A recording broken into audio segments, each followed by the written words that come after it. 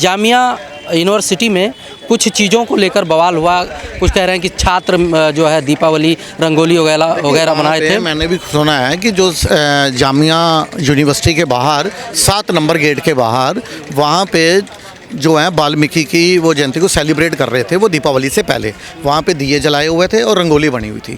लेकिन ये विशेष समुदाय के लोग आए और इन्होंने, जैसे आज यूजुअल जो इनकी हरकतें रहती हैं कि आप किसी भी मुस्लिम बहुल इलाके या मुस्लिम बहुल यूनिवर्सिटी में आप अपना त्यौहार सेलिब्रेट नहीं कर सकता हिंदू। तो पता नहीं क्या इतना गंद घोल दिया गया इन लोगों के माइंड में कि देखिए, जब आपके भी त्यौहार होते हैं तो क्या किसी हिंदू ने कभी कोई, इन्हीं की भाषा में बोलूं, खलल डालने का काम किया कभी? कोई खलल ही बोलते हैं ना ये।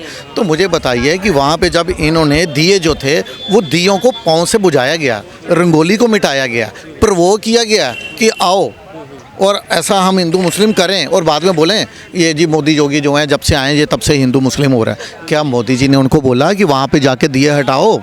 क्या वहाँ पे जाके रंगोली हटाओ हैं और आप हिंदुओं के त्यौहार के अंदर इस तरह से अपना मतलब खलल डालने का काम करो? जो हुआ है बहुत निंदनीय है और मैं बता रहा हूँ ये बहुत बड़ा इसके ऊपर दंगा हो सकता था। मैं सही बताऊँ तो जो बचाव करा हिंदू पक्ष ने, अभी अपना कंट्रोल खोया नहीं है उन्होंने। ले तो यदि यही उल्टा मानो आप, अगर इनके समुदाय के ऊपर हैं, मान लीजिए कभी ईद पे या कुछ पे कभी कहीं इस तरह से रोक लिया होता तो ये क्या करते? अरे 56 कंट्रियों से ईमेल आ जाती।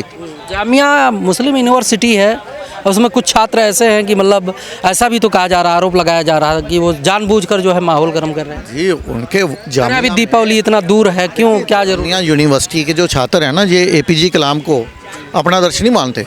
ये कसाब को, ये बुरहान वानी को हैं, ये उनको अफजल गुरु को, ये उनको अपना आदर्श मानते हैं।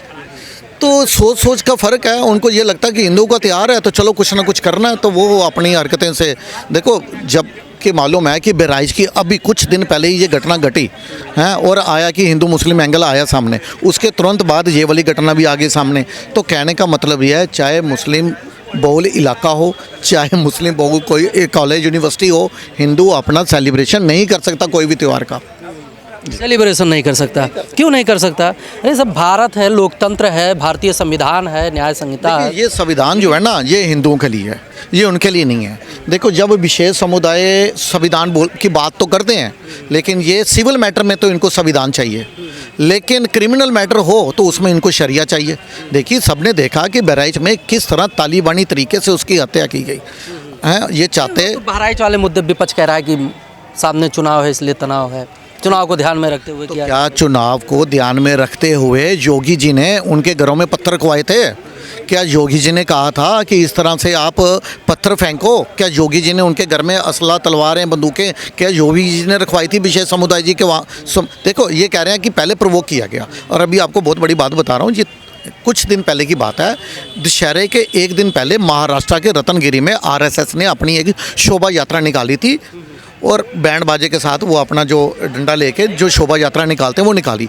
उस समय उन्हें बहुत प्रोवोक किया गया। अल्लाह अकबर, ये 90 तकरीब जो इनके नारे होते हैं, इन्होंने हर तरह से नारे लगा के उनको प्रोवोक करने की कोशिश की, लेकिन उन्होंने सेम से अपनी इनको इग्नोर करके सेम से अपनी यात्रा कंप्लीट की। इनके किसी भी उकसावे में नहीं आए। वो तो चाहते थे कि हम इनको भड़काएं और ये उकसावे में आएँ। और ये बात बहराइच में वो कहते हैं नहीं जी, इन्होंने डीजे पे गाने चलाए थे। अरे अगर डीजे पे गाने चला दिए, ये बोल दिया कि पाकिस्तान को करेंगे नेस्ता नबून, या फिर बाबर की को बात की इन्होंने, तो उससे यहाँ पे बैठे जो विशेष समुदाय हैं, इनका पाकिस्तान से क्या लिंक है? अगर पाकिस्तान के गाने चलाए गए हैं और आपको लग रहा आपको प्रोवोक करने के लिए चलाए गए हैं, तो इसका मतलब आपका संबंध है, तभी तो आप प्रोवोक हुए ना। तो इसका अगर आपने दुर्गा माता की मूर्ति को अगर पथराव किया, मूर्ति खंडित हुई और उसके बाद एक युवा जो है नाराज होकर जोश में अगर उसने हरे झंडे को तोड़ दिया, हटा दिया, तो क्या इसकी सज़ा तालिबानी तरीके से दी जाएगी?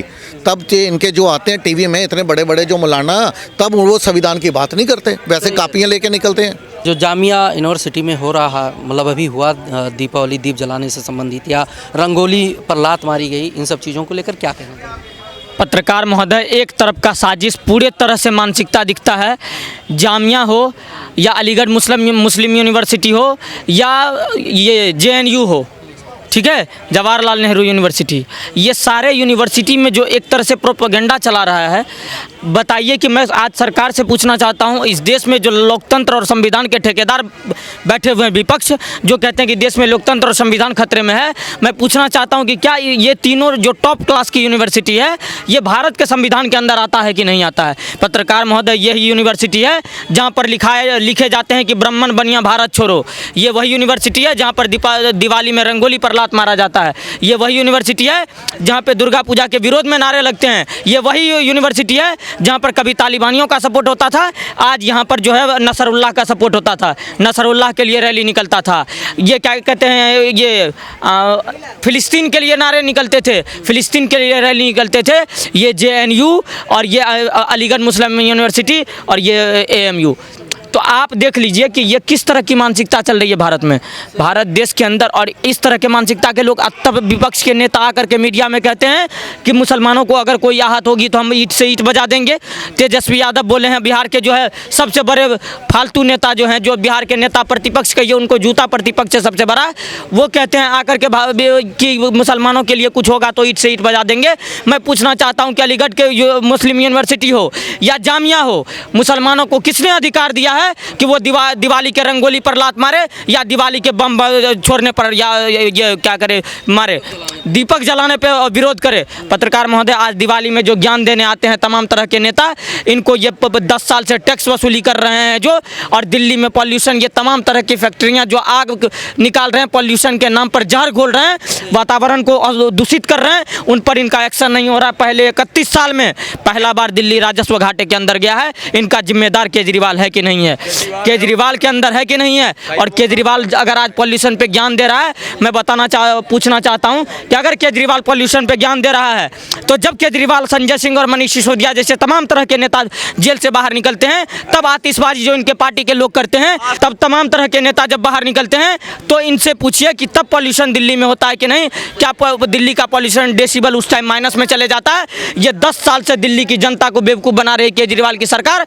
और मैं तमाम तरह के विपक्षी और जिहादी मानसिकता रखने वाले सरकार से सवाल करना चाहता हूं कि आज जामिया हो, JNU हो या अलीगढ़ मुस्लिम यूनिवर्सिटी हो, आज इन पर जाओ खड़े होने के लिए जब यहां से नारे निकलते हैं, तमाम तरह के जिहादियों का समर्थन होता है, और देश के जो देश में जो मेजोरिटी है और मेजोरिटी के फेस्टिवल पर ज्ञान देने लगते हैं ये लोग मेजोरिटी को दबाने का कोशिश करते हैं, और मेजोरिटी पर जो ये साजिश चलती है, इनमें बहुत बड़े केंद्र में BJP की सरकार है, उत्तर प्रदेश में जो है राज्य में भी BJP की सरकार है, कट्टर हिंदू का समर्थक रहा है BJP, शासन में आप हैं, फिर ये सब क्यों?